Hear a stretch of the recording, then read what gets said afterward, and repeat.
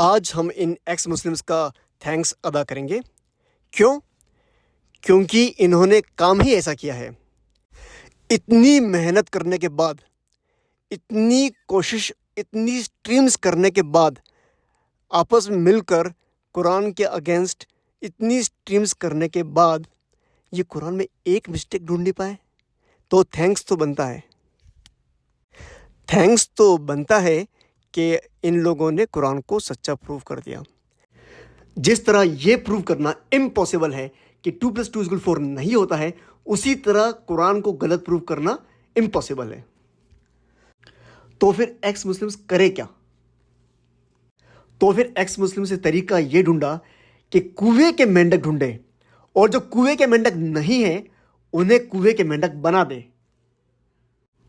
جس طرح کنویں کے مینڈک کو صرف کنویں کے اندر کا ہی دکھتا ہے، اسی طرح ایکس مسلمز انہیں قرآن ایسے سمجھاتے ہیں جس سے انہیں اتنا ہی سمجھ آتا ہے جتنا ان کو سمجھایا گیا ہوتا ہے. اب ہم ایکس مسلمز تھینکس سیریمنی شروع کرتے ہیں. سب سے پہلے ہم آدم سیکر کا تھینکس ادا کریں گے کہ آدم سیکر صاحب نے اتنی محنت کر کے قرآن میں ایک بھی مسٹیک نہیں ڈھونڈ کر یہ پروو کر دیا کہ قرآن اللہ کی سچی کتاب ہے. قرآن میں مسٹیک ڈھونڈنے کی آدم سیکر صاحب کی اسفل کوشش کا ایک ایگزامپل ابھی ہم دیکھیں گے. یہ رہی آدم سیکر صاحب کی اسفل کوشش آپ کے سامنے. Hello everyone, this is your favorite. ارے روکو، یہ والا گانا نہیں، جو الزام لگایا وہ والا گانا چلاؤ. کون ہے جو اللہ کو دے قرض، اللہ کو دے ایسے قرض حسنہ؟ قرآن چیپٹر نمبر 2 سورہ بقرہ آیت نمبر 245.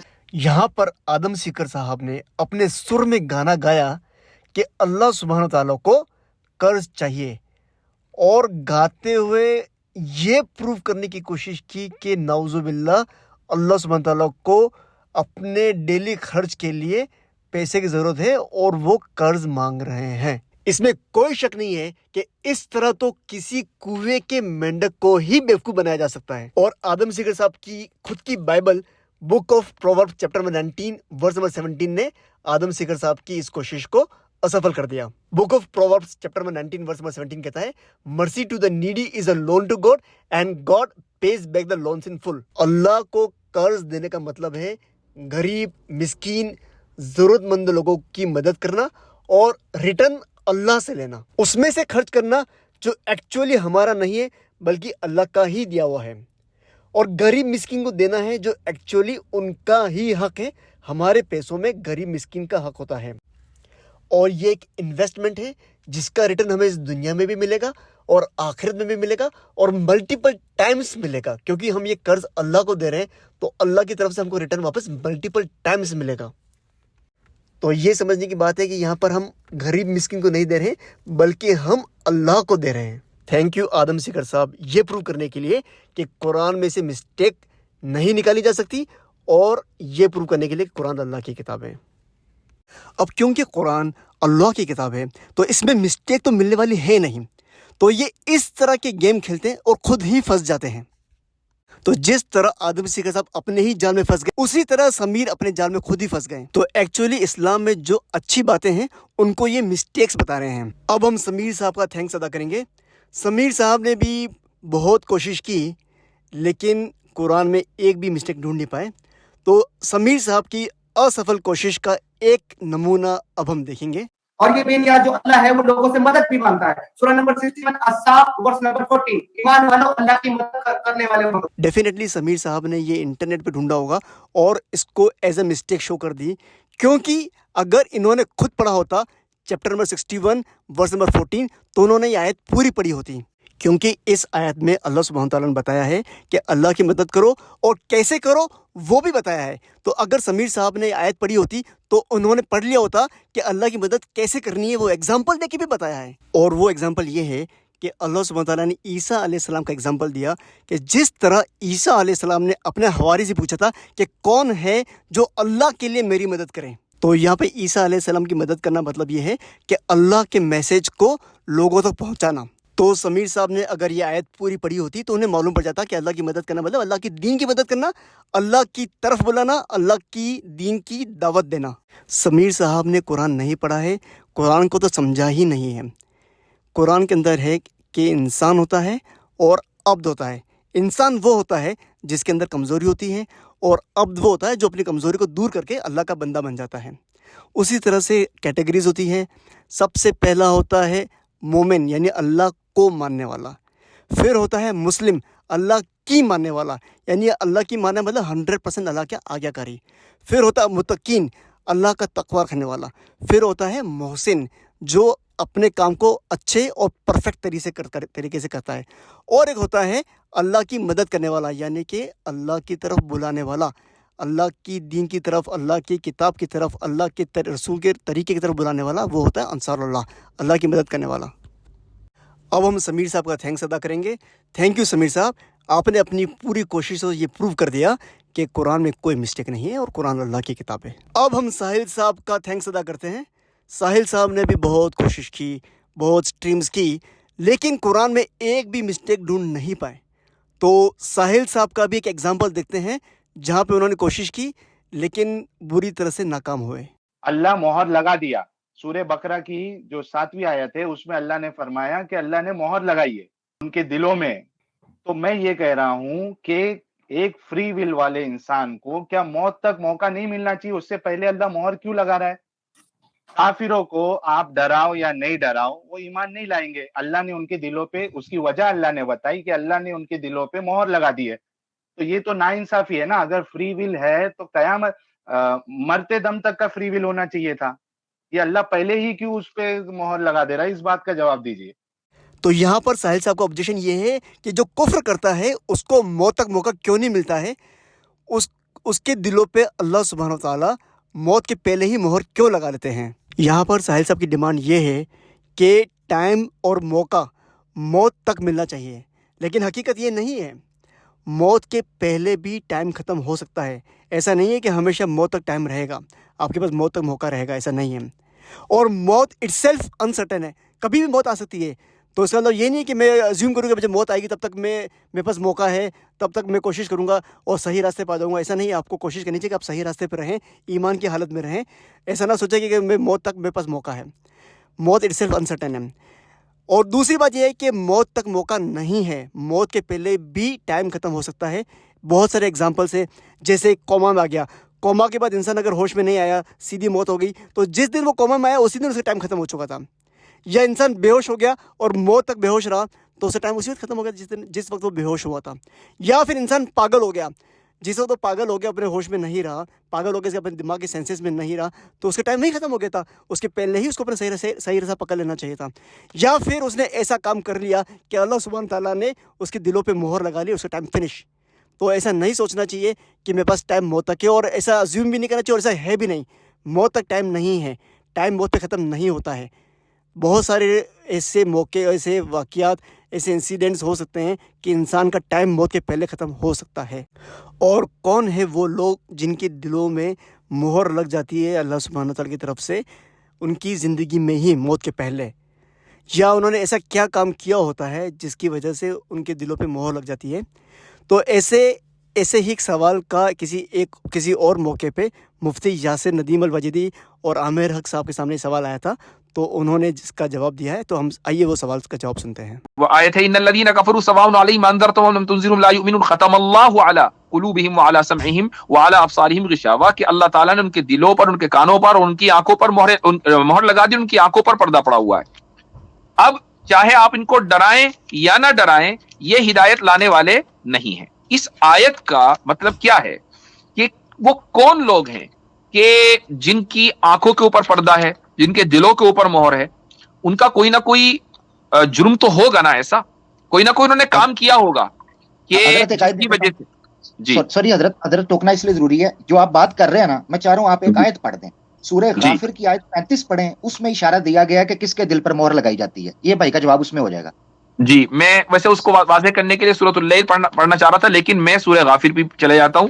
تو سورہ غافر میں سورہ غافر کی 35، محمد بھائی آپ بھی نوٹ کرنا، سورہ غافر کی 35، ٹھیک ہے؟ یہ ذرا سنیے گا کن کے دل پہ مہر لگائی ہے، مفتی صاحب بتا دیتے ہیں. 35 کی کون؟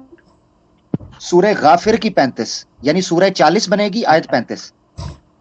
اوکے ایک منٹ. اس میں پتہ چلے گا اللہ تعالیٰ نے خود بیان کیا میں کس دل پر مہر لگاتا ہوں. کیا ہر دل پر لگاتا ہوں؟ اچھا جی، آیت نمبر 35 ہے کہ الذین یجادلون فی آیات اللہ بغیر سلطان اتاہم کبر مقتا عند اللہ وعند الذین آمنوا کذالک یطبع اللہ علی کل قلب متکبر جبار. لیں جی، مسئلہ حل ہو گیا. اچھا جی، تو اس میں اللہ تعالیٰ یہ فرماتا ہے کہ جو لوگ خدا کی نشانیوں میں بغیر کسی دلیل کے، بغیر سلطان، بغیر کسی دلیل کے جھگڑا کرتے ہیں، یعنی ان کے پاس کوئی دلیل نہیں ہے، محض اپنے نفس کی خواہش ہے، کوئی دلیل نہیں ہے، اپنے آبا و اجداد کی روایت ہے، ان کے پاس کوئی دلیل نہیں ہے، محض سائنس کا دھوکہ ہے، تو اتاہم، ان کو کوئی دلیل نہیں دی گئی، کبر مقتا، اللہ کے نزدیک اور مؤمنین کے نزدیک یہ لوگ نہایت مبغوض ہیں.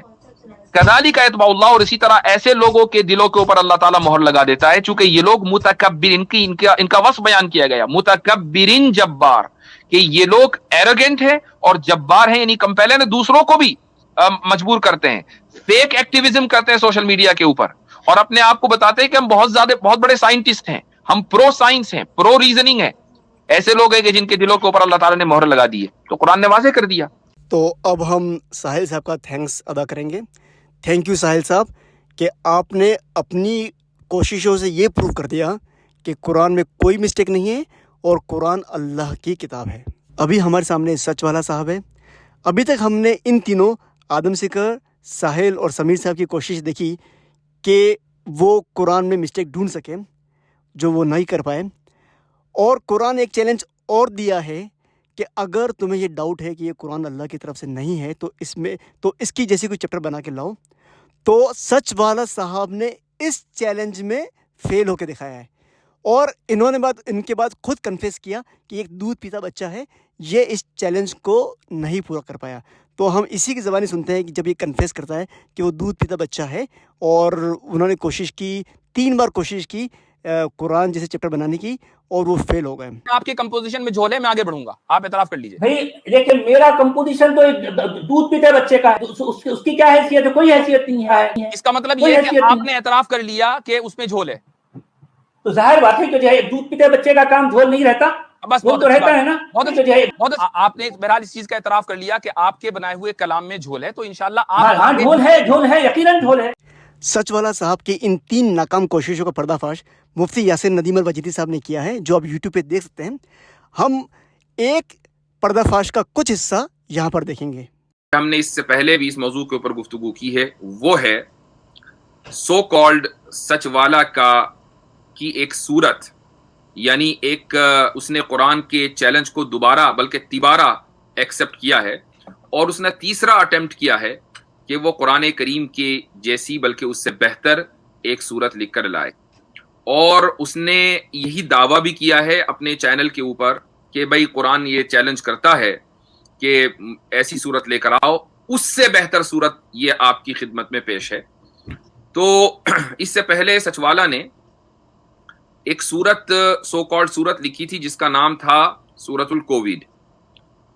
اس کا کیا حشر ہوا تھا وہ آپ سب لوگ جانتے ہیں. اس کے بعد اس نے دوسری صورت لکھی تھی سورۃ الیوٹیوب، اس کا بھی ہم نے کیا حشر کیا تھا وہ بھی آپ حضرات جانتے ہیں. یہاں تک کہ جب میرے ساتھ سچوالا کی ڈیبیٹ ہوئی اور ہم نے یہ مسئلہ اٹھایا کہ بھائی ان صورتوں کے اوپر بات کر لو، تو وہ صاحب کہنے لگے، سچوالا صاحب، کہ ارے میں تو دودھ پیتا بچہ ہوں، میں تو جاہل مطلق ہوں، ظاہر ہے میری صورت کے اندر تو جھول ہوگا.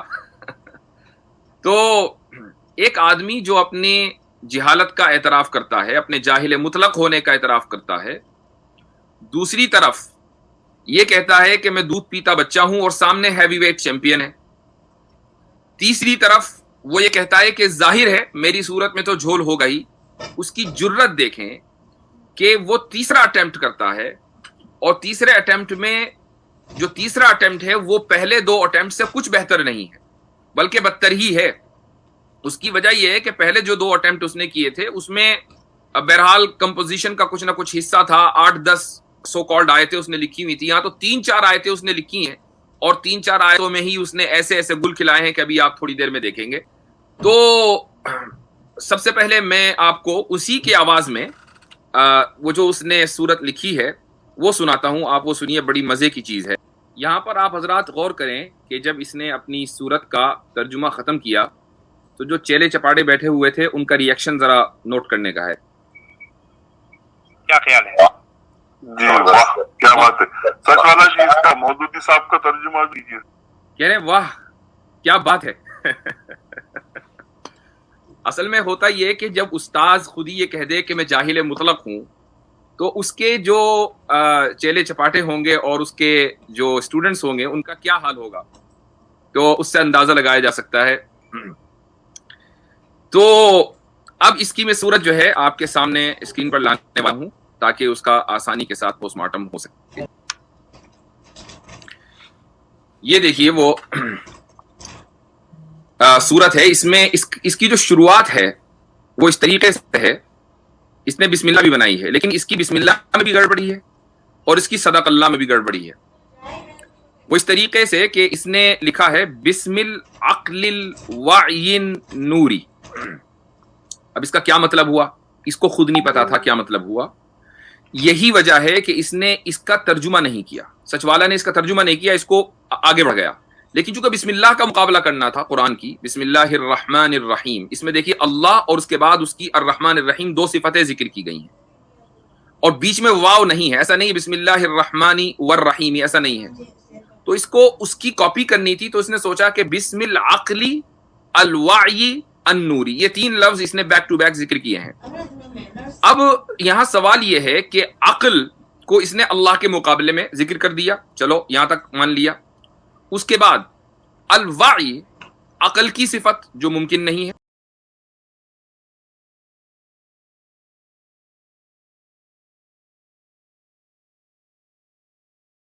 اور یہ اس لیے ہے چونکہ ڈیبیٹ کا چیلنج آپ نے دیا ہے.